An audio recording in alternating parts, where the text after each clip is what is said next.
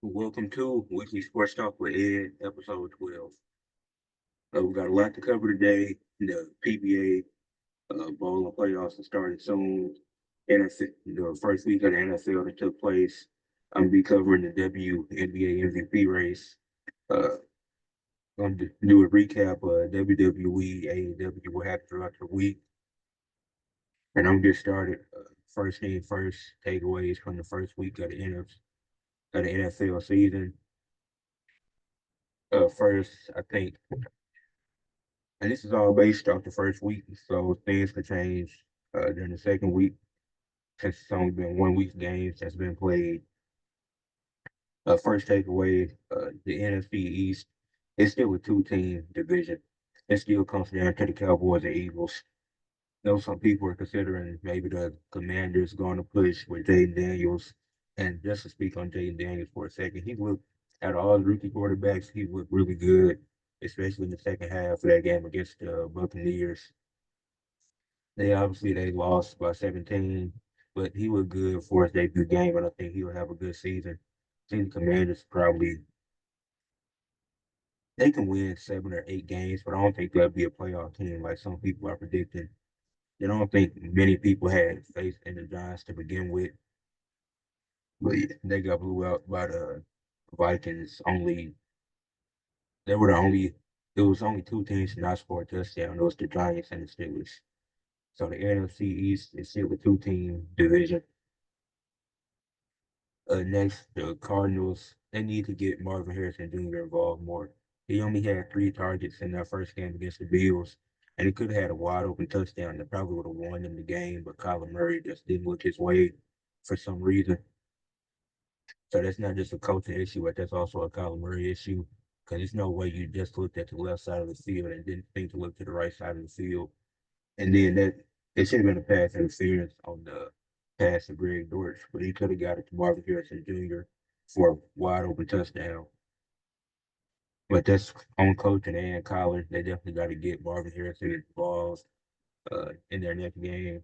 I don't know who they play, but they want to win. Like the Cardinals they have a solid team that can be really competitive all year. But if they aren't getting Marvin Harrison Jr. involved, they're not going to win these games. Give Caleb Williams time. I've been saying it. Caleb Williams, he was great in college. I think he'll be good in the NFL, but there's ways people put way too much pressure on him, and I guess that comes from being the first pick. But you got to give him time. The Bears beat the Titans in their first game after a comeback win, but they didn't win because of Caleb Williams. Since they beat the game, he had less than 93 passing yards, and he just simply didn't look good in that game.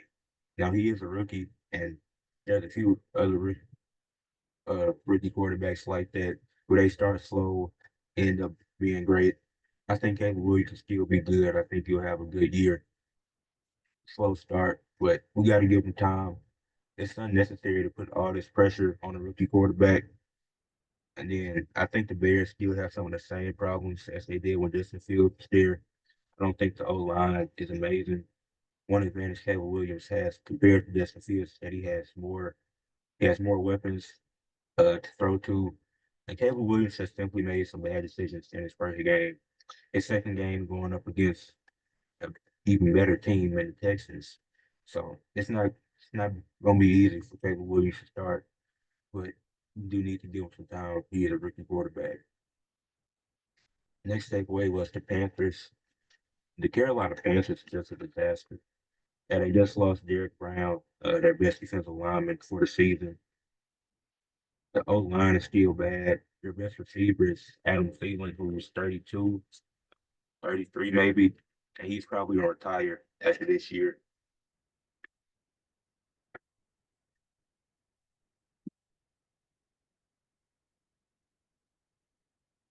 Yeah, the Panthers, there's nothing positive over there. Yeah, so I still think Bryce can have a decent season, but it's not much for him to work with, not much for that team. You already traded one of your best defenders in the offseason, then you lose your best defensive lineman, and go out and put up a stinker against the Saints in the first week, you lose 47-10. I expected the Saints to win. that game, but it could have. But I thought it would have been a lot closer than what it was. Speaking of embarrassing teams, the Falcons. The Falcons go out and lose a game to a Steelers team that didn't produce a single touchdown. They lose 18-10.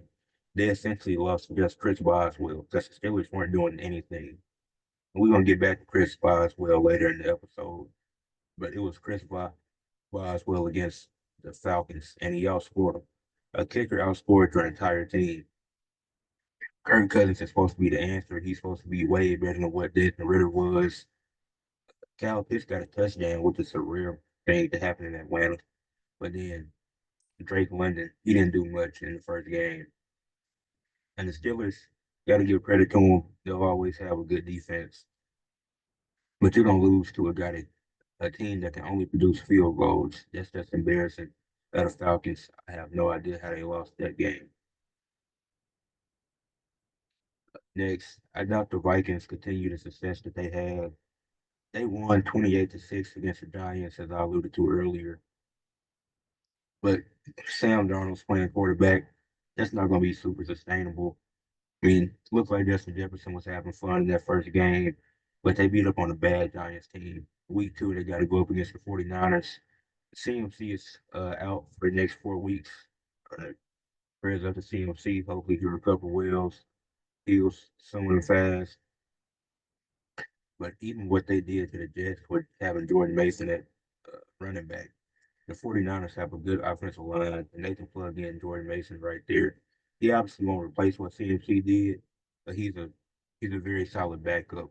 And the 49ers will probably dominate the Vikings. I don't see a way the Vikings win that game or continue this success throughout the season. I just don't see it. I don't think it's sustainable at all. But the NFC West could be a really competitive division. You got the 49ers, Seahawks, Cardinals, and Rams, and they were all in close games. They all had tight. Well, then the 49ers game was kind of a blowout, but the other three teams, they all had tight games. The Cardinals, they lost. They only lost by 6 to the Bills, who were a playoff team last year. The Seahawks beat the Broncos 26-20, but it was really 26-13. Then the Broncos got a last second touchdown, and they weren't able to do anything on defense. It was closer than what the game actually was. And then the Rams, they lost to the Lions in overtime, which I think the overtime rule is the same way how it is in the playoffs. That's how it should be in the regular season. Both teams should get a chance to possess the ball. Also, prayers up to Puka Nacua. He's also injured already through the first week. It's been a few injuries. So prayers up to all those guys that got injured. Hopefully they heal soon and fast. But yeah, the NFC West, it can be a really competitive division. I don't, looking at how the first week played out, I don't I still think the 49ers will win it, but I don't know if they'll run away with the division like they sort of did the last few years. They kind of just ran away with it, and for most of the season, you could tell it was their division. But I think it can be really competitive between all 4 teams. And that's my takeaways from the NFC side of things. Moving on to the AFC, uh, once again, I already had a few injuries. The discussions around Tua, hate to hear that. Only a few years into his career, just suffered his 4th concussion in 2 years. Not gonna harp on it too much because a lot's been said about it. People think he should retire for his family, for his kids. I am in agreement. I do think he should retire, but it hurts to say that so young into his career. Just had one of his best years last year. I thought he was. I know a lot of people probably expect him to have an even better year this year, but it's just unfortunate what he's been through. I just hope he makes the decision that's best for him. Obviously, nobody has the decision or power to make uh to do anything other than to it himself. But that's just a sad thing to talk about. So I'll move on from that. Don't want to spend too much time on that. The Broncos special teams is probably elite. The Broncos lost by 6 to the Seahawks, but what kept them in the game was their special teams play. They were able to get 2 safeties in the game. The Great punting job. I think Marvin Mills is gonna have a good season. They had their special teams unit look really good in week one, and Elite could be a stretch because it's just been 1 week. We'll see how they fare against the Steelers. But I really like what the Broncos special teams did for the last few weeks. I've been preaching of how important special teams is, and people are going to start to see it this NFL season, and the Broncos are going to be the reason why. Cincinnati needs to pay Jamar Chase. He just didn't look motivated in that game against the Bengals, and he's one of the he's a top three receiver in the league. They need to pay Jamar Chase. The Bengals, I predicted the Patriots to win that game because the Bengals, like I said, they aren't good in weeks 1 through 3. It's been that way for like the last 10 years. So I didn't expect the Bengals to win, but I didn't expect them to only score 10 points against the Patriots.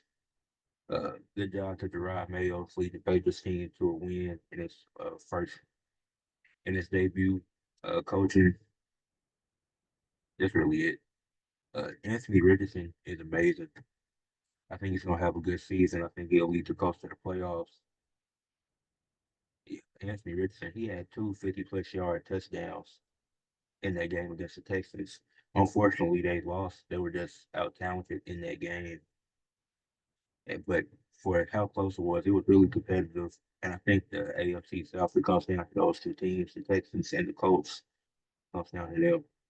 But staying with the AFC South, my goodness, Will Levis. I don't I don't know what to say at this point. The Titans need something. Will Levis isn't Will Levis isn't doing anything better than what Ryan Tannehill did. So having Will, the Titans are definitely going to be in a spot to where they have to draft a quarterback or sign somebody. Because I don't see Will Levis being the long-term quarterback for the future. It's that game against the Bears and the Bears and Titans game. It was a bad game to watch because the score was close. It was a competitive game, but it wasn't competitive because of what the offenses were doing. It was more about the defense and the special teams. That's really what it was. It was nothing electrifying about the offenses. And there's nothing wrong with that. That was just a bad game from on offense from both teams. Uh, the Steelers, this style of play, it's not going to be sustainable. I think that's pretty obvious. Don't think this definitely isn't an overreaction, but kicking 6 field goals, winning the game, you won't be able to do that with every team. You still got to play teams in your division like the Ravens, Bengals, Browns, who out of those three teams, the Ravens are the only ones that look solid in week one. And all three of them lost, but they still have a win. And we're the only team in that division without a touchdown. But this style of play not being able to score a touchdown, it just won't be sustainable. You obviously got to put points on the board to win, and Chris Boswell will do that. But those points have to be touchdowns. That 7 is worth more than 3, and you need the 7. Then my last thing for the NFL takeaways, it might still be the Bills division. Week one, come behind win against the Cardinals. Then week two, Thursday night, they dominate the Dolphins. And that was even with Tua was in the game. They were dominating the Dolphins. Then when he went out, they were still dominating. So depending on how these next few weeks go, it might still be the Bills division, despite Josh Allen not having Diggs and Gabe Davis lost both of them in the same offseason. So you don't even have them now, and it could still be their division. That's really impressive. Josh Allen remains the second best quarterback in the league. And if he keeps playing like this, it's a real chance he can win MVP this year. Moving on to the next topic, I think the way the NCAA, the college football rankings,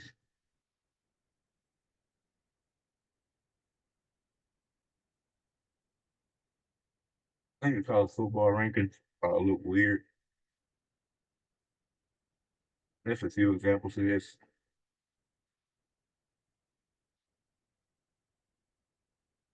Oklahoma State, they they played Arkansas last week, went to double overtime, they won 37-31. Well, that was 39-31.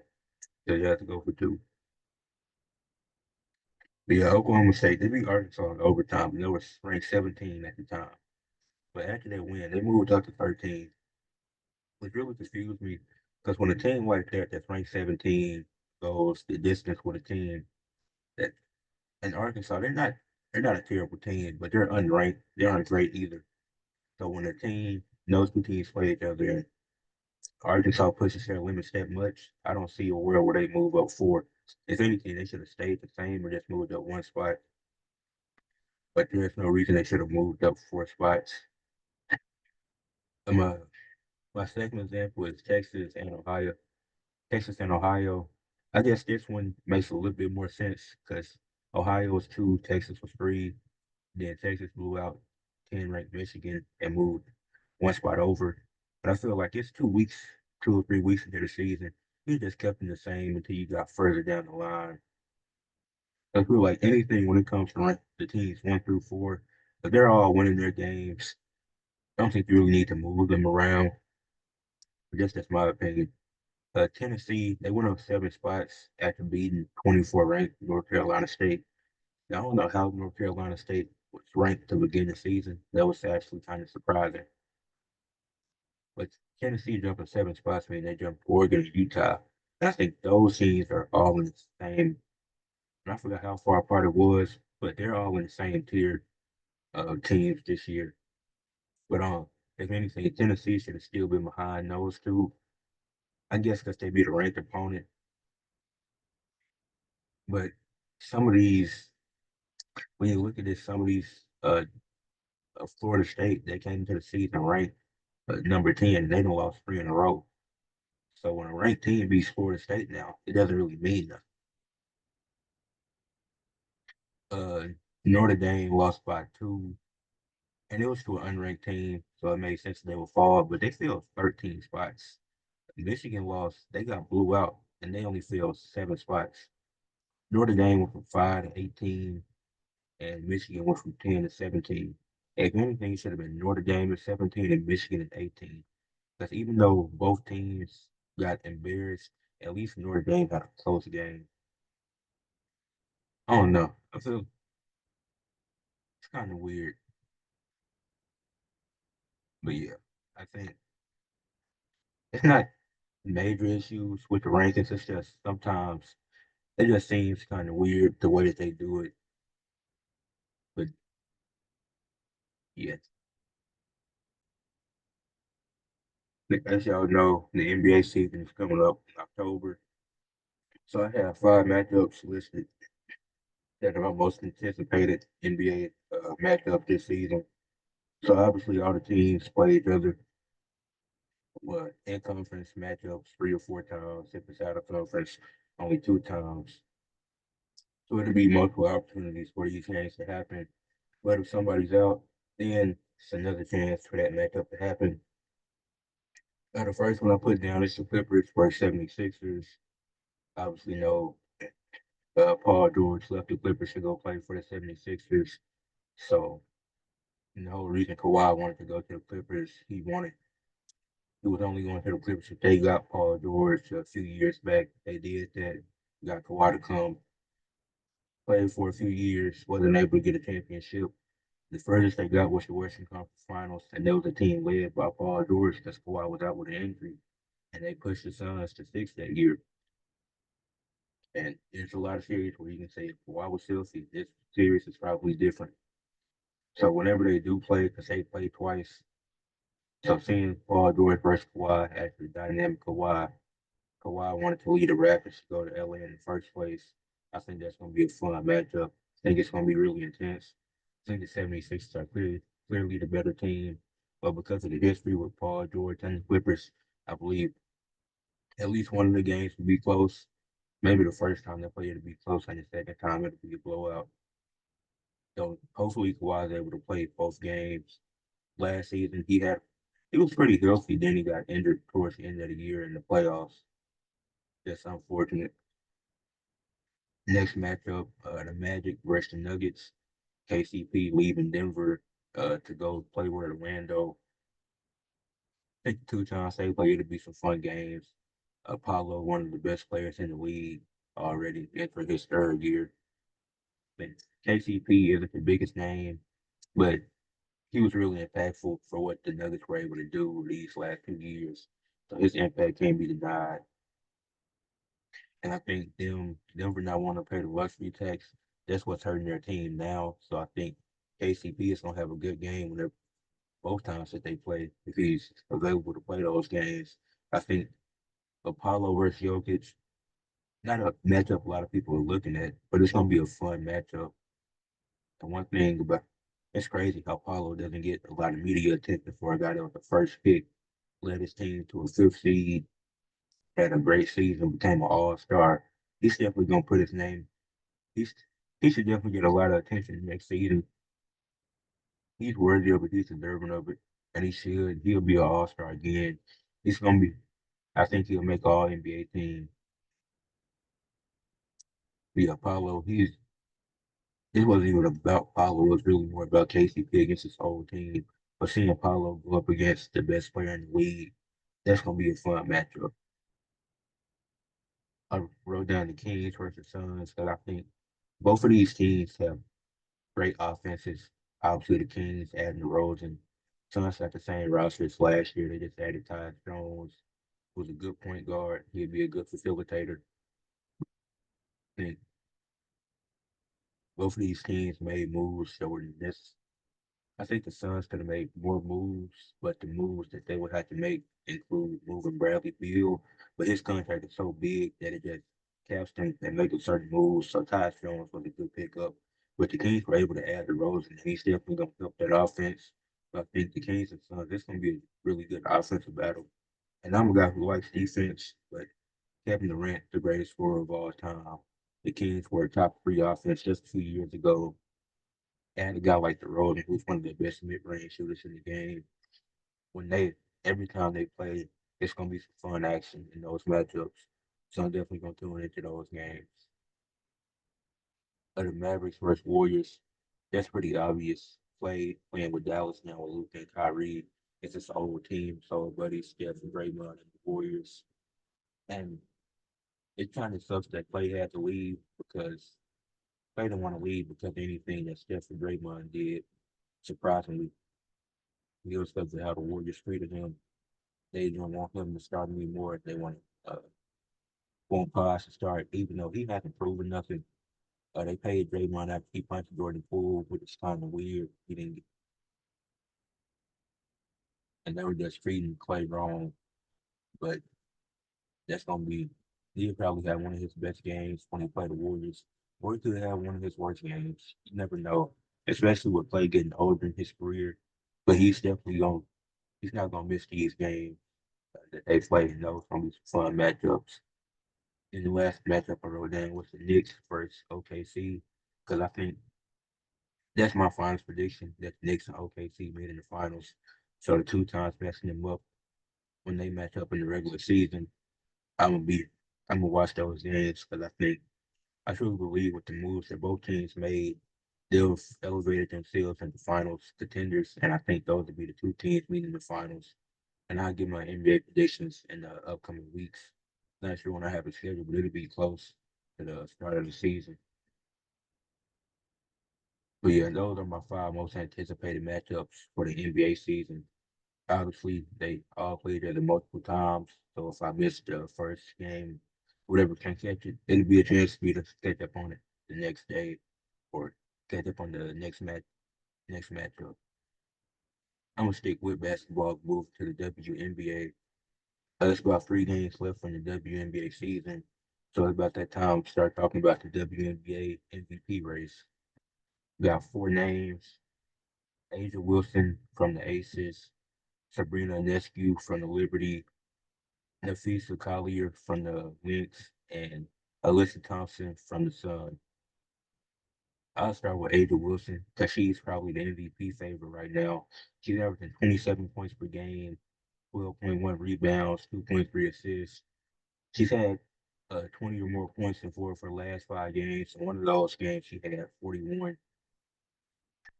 Uh, Las Vegas is currently fourth in the league. They're 24-13 on a 2-game winning streak. Was they won their last two. and she averaging 2.7 blocks. So not only is she getting it done on the offensive end, putting up points, putting up 27 a game, but she's doing it on the defensive end too. She's getting rebounds, closing out possessions. She's getting blocks, averaging almost 3 blocks per game. It's just really impressive what she's been doing. Aces top 14 in the league. And if they stay that way, they can possibly move up to third. She's probably gonna win MVP. She has a very solid case for the award. Yeah.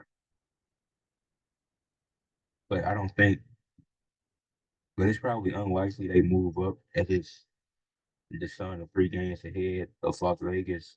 But they'll they'll both secure playoff spots. Only thing that will hurt her chances if Las Vegas falls down behind Seattle, who was fifth. Well, they're 23 and 14, so it's not they're only a game ahead of them. And then the next person I had in the MVP race, Sabrina Ionescu, she's up to 19.1 points, 4.6 rebounds, 6.1 assists. The scoring's been down the last few games, but it hasn't made an effect on the team at all because Liberty, they're first in the league at 31-6, and they've won 5 in a row.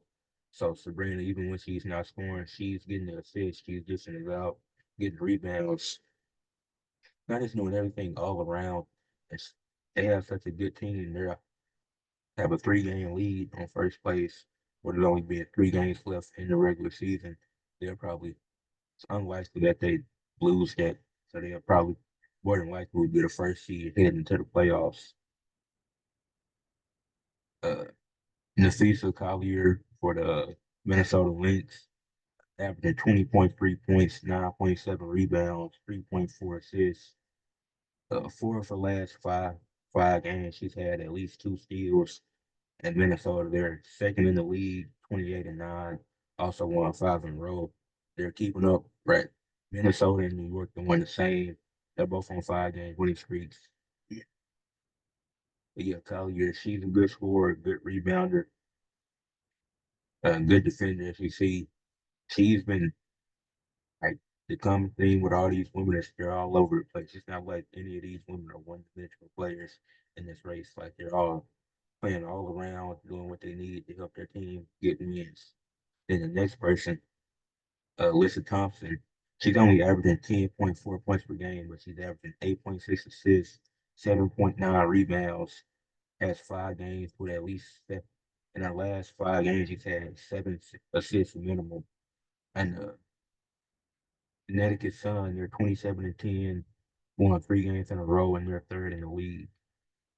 Her scoring might be down compared to the other women as they're all averaging 19 or more, but she's probably the most all-around player here. That's which, yeah, she's getting the boards, dishing it out. She's doing everything that you can ask. She's probably the second most complete player here behind Ada Wilson. But I think Ada Wilson is the best defender out of these four. And all four of these women, they have very solid cases for MVP. I would go Ada Wilson because of how much she does. She's just all over the place, offense, defense. Uh, the only advantage that the other women have over her is that they have higher seeds. But all four, if anyone, if any one of the four won it, I wouldn't have a problem with it because I think all four of the women that I named, uh, they're all solid options for MVP. You can't go wrong here. It kind of remind me of the NBA season, how we had a really competitive MVP race with Shea, Luka, Jokic, and I think Giannis finished fourth. Kind of reminds me of that. Like this is a really good MVP race, and you can't really go wrong with who you pick. I guess it's that's based off of preference when it comes to that. But now I'm gonna move into some wrestling. Uh, I'm gonna start just doing a weekly recap for WWE and AEW each week. Unless it's a pay-per-view week, then I just run down the pay-per-view if I didn't make a video on it already. But to run down what happened in WWE this week, I'll start with SmackDown since it happened yesterday. And they had it was their debut on USA. They went 5 minutes overtime, and over the last maybe over the last 2 years, Raw hadn't went overtime. They got the six strictly to the 3 hours. But now SmackDown, they still 2 hours, but they went 5 minutes overtime. They be on USA.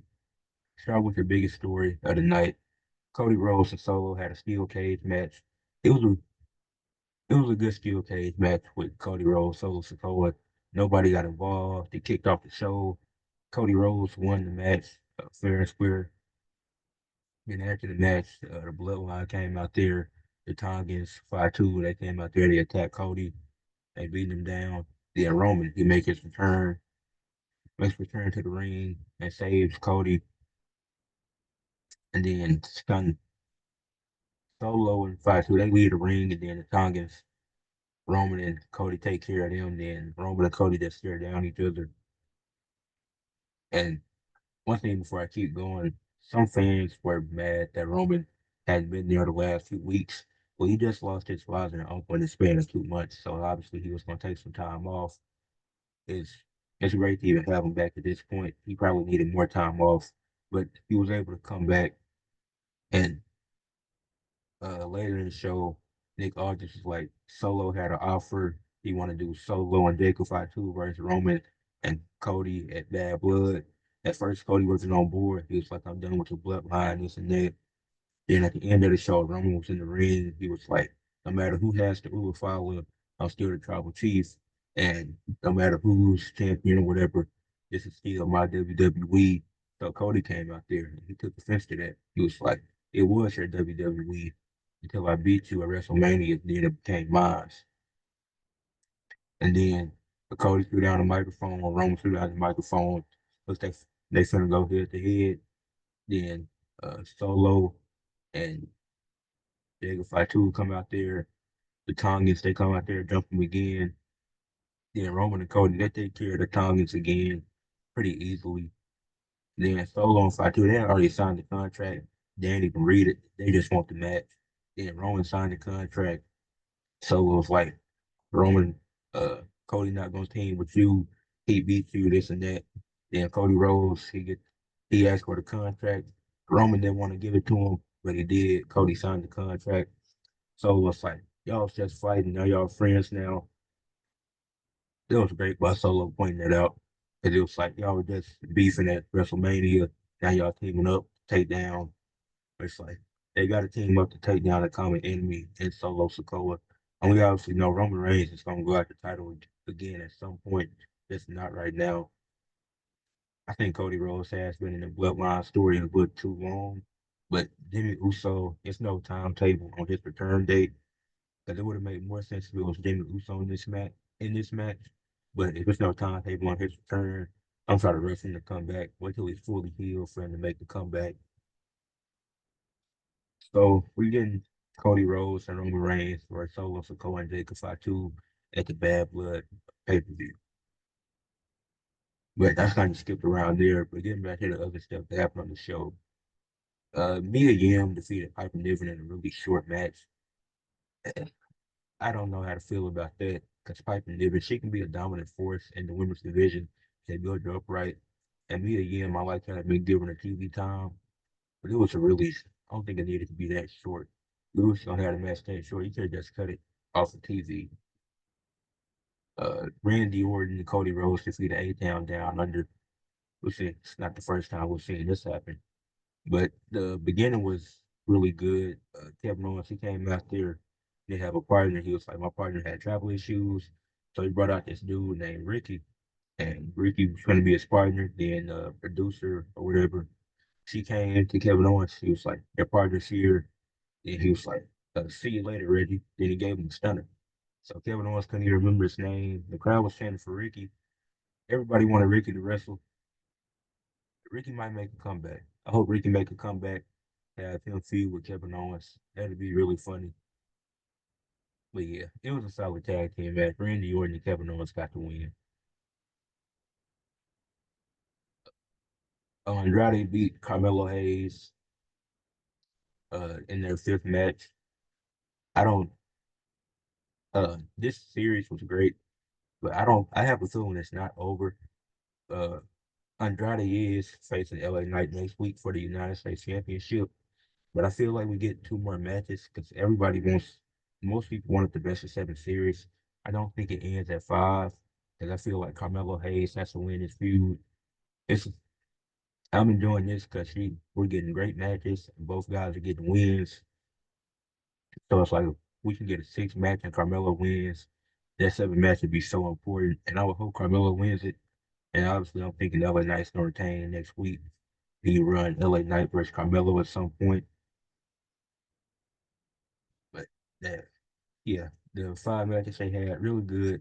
I hope it's not over. I hope they run it back two more times so we can get the best of seven. And then yeah, I skipped around a lot on SmackDown because that wasn't in order. Because the last thing, well, I'm gonna cover on SmackDown is the segment with Nia Jax, Stephanie Stratton, Naomi, and Bayley. It was kind of boring, but it uh made moves for next week. So Nia Jax, she came out there. She was like, she don't have an opponent for Bad Blood. Then Bayley come out there. Bayley, she wants her rematch. Tiffany Stratton come out there. Bayley's trying to drive a wedge between Tiffany and Nia Jax. It's not working. Then Naomi comes out there and she was like, she wants a shot at the title.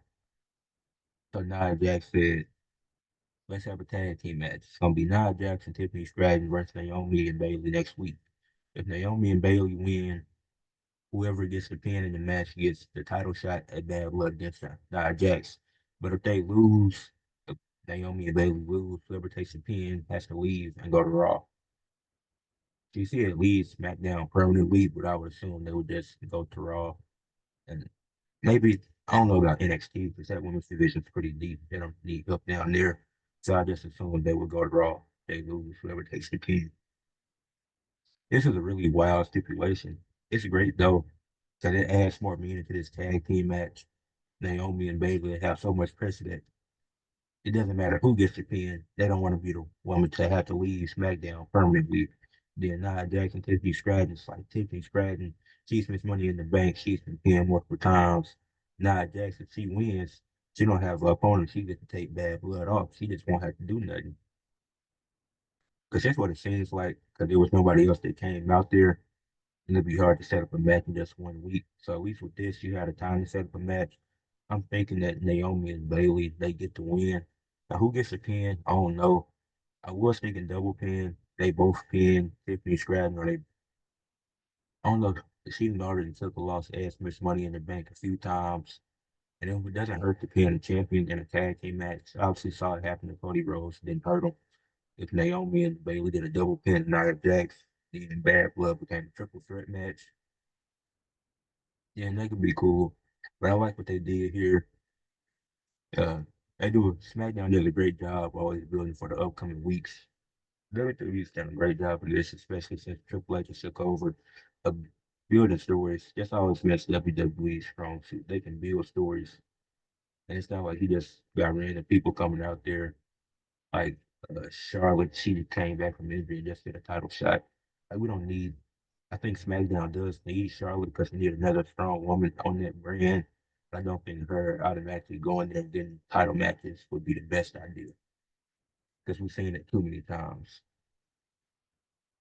And then to recap what happened on Raw, so it's been announced that Raw from October to December is going to be 2 hours for the rest from October to December this year. But then once they go to Netflix, Raw's moving back to 3 hours. So it's just going to be a 2 month stretch, which that kind of sucks because not as many wrestlers are gonna get TV time, but it does mean more match. I would assume it means more matches in that 2 hour frame, but not as many wrestlers are gonna get TV time. It's kind of the unfortunate part. The Wyatt Six, I think they'll win the feud against American Made. I don't know if they'll have another match after the street fight they had on Raw. I feel like they kind of ended it, and both of them can move on from each other. It was a great match. The feud they've had is great. We never got We might get Uncle Howdy versus Chad Gable since we never got that 1-on-1. But I think even if you end it here, this would be a good stopping point. Jade Cargill and Bianca Belair, they won the rematch against the Unholy Union. It was a cool tag team match. It helps with building stories for the women's tag team division, how they ran it back. Bianca and Jay got the win. WWE used Bret Hart to promote Sami Zayn and Gunther's rivalry. And it was really funny because Gunther said, my favorite was Bill Goldberg, and the crowd went crazy because obviously everybody knows the history of how much Bret Hart and Goldberg hate each other. So Gunther, he's just one of the best heels. Did a really great job. But yeah, they just used Bret Hart to help advance the rivalry between Sami Zayn and Gunther because he had no purpose of being there. Uh, Pure Fusion Collective, they had a match against Selena Vega, Laura Valkyria, and a mystery partner there. So having to beat Natalia, and they were in Montreal that night. So we get the hometown hero, I guess, and uh, Team Lyra, they beat Pure Fusion Collective. It was it was a match. I can definitely say that. Not too much more to say. Then the main event, Jay Uso beat Pete Dunne, Ilya Dragunov, and Braun Breaker in a fatal four-way. They get guarantees him a shot against Braun Breaker for the Intercontinental title. Uh, Russell Reed took out Braun Strowman, and they're gonna run that back on Raw. That's the first match ended in a DQ. I don't know how the second match is gonna go, especially after how they did that. But yeah, Raw, SmackDown, both pretty solid this week. And Jay, he's getting another title match, which he's gonna lose, and soon he'll be back in the Bloodline Stewart. So this is it for the WWE recap from this week. The last few weeks ain't been tuning in to AEW, but been tuning in this week. Got caught up with some of the highlights. The first thing I want to say, this Blackpool Combat Club run, hill run that includes Pac that they're gonna go on. It's gonna be amazing. Obviously, they've been heels for a very long time. I don't think it's really been a point where they were really baby. Well, it was a point where they were baby faces, but it was just weird with the guys this group consists of. You got John Moxley, Claudio Castagnoli, and now Pac. And we don't know where Willie Yuta stands after they turned on Brian Danielson and choked him out after he defeated Jack Perry. But I think this run they're going on with Pac being in it, I think it's going to be good. I think Willie Yuta, he's eventually going to turn on Brian Danielson. The Blackpool Combat Club, they're going to lure him to them because Claudio, Pat, and Willie Yuta are still the trio champions at the end of the day. Now, there is a world where Yuta stays on Danielson's side, but I think he's going to join the dark side and stay with Mox, Claudio, and Pat, and Mina Fashir. I might have said her name wrong, but the woman that did Debbie with Moxley. And then on Grand Slam in a few weeks, Moxley is facing Darby Allin for his AEW World Title shot, which I find really weird. Don't get how that works. If he earned the shot, why would he put it on the line? But it's wrestling, and wrestling's weird. But it should be a good match because I like Moxley and Darby, so I don't really know who to root for in that match. So I'll just be watching it for fun. Uh, get Christian Cage out of the world title picture. He won the Casino Gauntlet Battle Royal at All In, and I still disagree with that decision because there's no reason that Christian Cage should be getting a world title shot. Christian Cage didn't. He just lost the trio. Yeah, lost the trio titles that night. Then he got into a match where he could have an opportunity to get a free world title shot whenever he wants to. So he didn't really earn it. He didn't build himself back up after losing the title. That's what he should have did. They just want to start him into the world title picture. I don't like how they did that. And I don't like what they're doing to Luchasaurus, making him kill switch, making him Christian Cage's puppet. He's a dominant force. Let him be dominant. But he's being held back with Christian Cage. Then Christian being Nick Wayne's father. That's all weird. Like I said, wrestling's weird. Is moving on. Ricochet and Sammy Guevara had a good match. That was cool. I enjoyed that. Uh, the Beast Mortis attacked. He attacked Ricochet after the match, but Sammy Guevara came to save him. He had got a chair in the ring, went in there to save him. Then they shook hands after the match. Uh, AEW and WWE does this too. But if you have a champion, you need to keep that champion fighting for their championship in their division. Will Ospreay and Kyle Fletcher won the first ever Casino Gauntlet Tag Team Battle Royal, and Ospreay is the international. Yeah, he's the international champion. Why is he in a tag team match? Uh, whatever you want to call it, it gives him a shot at the Young Bucks who had a tag team championships when he's the international champion. Will Ospreay needs to focus on defending his title and trying to keep his title. He shouldn't be trying to get other titles while he is the champion. Had the same problem with WWE wanted to put Logan Paul, the United States champion at the time, in a match against Cody Rhodes, who was the WWE champion for his championship. That doesn't make sense. If you're a champion, stick to that championship and that championship division until you lose it. Because it don't make sense how you got Jack Perry, the TNT champion.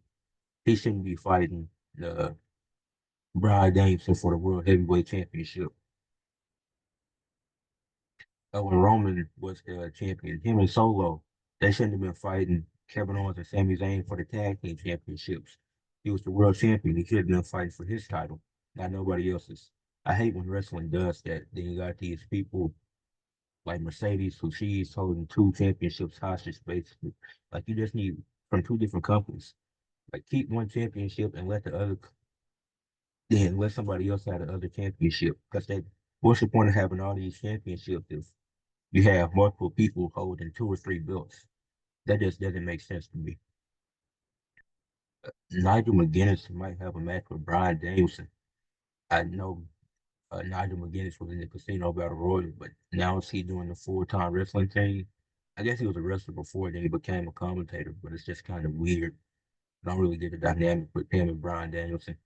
If anybody knows anything about that, let me know, because I don't know much about them. Well, I know a lot about Bryan Danielson, but I don't know much about Nigel McGuinness as a wrestler or his history with Bryan Danielson. And that's everything that happened on Dynamite. With Collision, it's really just the women that I want to talk about because, I mean, it's not much. Camille, she looks amazing. She can she's been backing up Mercedes, helping her out. But when they give her time to wrestle and put her on TV, she looks good in the matches that she's having. She's gonna be a dominant force. She's definitely gonna win a few championships while she's in AEW. And then Saraya versus Jamie Hayter. That rivalry is getting rekindled and it's gonna pick back up. Well, Harley Cameron is a fool. She has to she gonna have to realize that Saraya isn't there to help her. Saraya is just using her as a pawn to get her out of stuff. That's why when uh, Jamie Hayter came to the ring, Saraya got out that ring and Harley Cameron didn't even notice when she turned around. Then she got knocked out. In the match they had, uh, Harley Cameron had the match won and Saraya tagged herself in. And she was confused on why the ref wasn't counting. Then Saraya went in the ring, hit her finishing moves, and got the pin. I don't know how much longer this gonna last. Harley Cameron can't keep putting up with this. But yeah, that's it for the AEW recap. And like I said earlier, I'm gonna be talking about the PBA Elite League playoffs. So for the screen, gotta get this up. Okay, so the PBA Elite League playoffs. This is bowling. So the quarterfinals take place on September 15th. The semifinals is gonna be September 16th, then the finals September 17th. So it's starting tomorrow and it's gonna end on Monday. And this is the schedule right here. You got my picks, you got my predictions. Number four, Muscle going against the number five Kingpins, and number three, Adam Splitters versus number six, LAX. And I know obviously not everybody watches all the sports that I cover, but I'll be covering this as it's the end of the PBA Elite League season. I picked the Muscle to actually before then number one is the High Rollers. They face the winner of the 4-5 matchup. Number two, the Lumberjacks. They face the winner of the 3-6 matchup. But for each team, I'm gonna go through the notable players. But I can just go to the teams right now, and I can see all the players right here. And these are all the teams. It's 8 teams in the league. Only 6 can make the playoffs. But we're the high rollers right here. They got Andrew Johnson, no, Andrew Anderson, AJ Johnson, Matt Ogula, Matt Russa, Sean Rash, and Thomas Larson. AJ Johnson and Matt Russo, those are the two most notable players on this team. They're going to be really good and vital for helping the Muscle get to the second round because I think they'll win their first round matchup against. I mean, they don't have a first round matchup, but they're the reason that they were able to get as far had the best record in the league. But these are the standings right here. Obviously, you can see Dallas and Waco. Dallas won 4 games. Waco won 3. But the Las Vegas High Rollers 10-4. AJ Johnson, Matt Russo are the most notable players. The Portland Lumberjacks, Cal Troop, Tom Smallwood, the two of the top 5 bowlers in the world. I'm surprised they were the 2 seed. It was only about 1 game. They were close to being 3. They had the tiebreaker, but it's Lumberjacks got a really good team. The Splitters, their most notable players, Tom Daugherty and Chris Vale. Both of those guys are older, so I don't know how they're going to pan out in this playoffs. At a Muscle, they got 2 of my favorite players in EJ Tackett and Justin Knowles. I obviously got to separate favorites from best. I think it was a stretch of time where it was the best, but they're definitely 2 of my favorites. But obviously, it's other people on the team, so that's gonna matter. It's not just 2 people carrying the load. On the Kingpins, they got Marshall Kent and BJ Moore. I think those are their 2 best players. 8 and 6 had a solid season. Everybody from 5 and up had a solid season. Where 6 to 8 is where it gets difficult because LAX they got Jason Belmont, Kevin McCoon, and it's not the best top 2, but when it comes to the schedule, when it comes to my predictions, I got the Muscle winning. I think they beat the Kingpins, even though this is a really good matchup. And I like players from both of these teams. It's 3 and 6. Like I said, LAX, they had a funky season, being 5 and 9. But I think they get the upset here and they beat the Splitters. And I think Tom Daughter and Chris Way, I think age catches up to them. And I just see in this bowling, you never know what can happen because a sport like this, you got a lot of pressure on you to win, especially when it's not as many people as it is other team sports.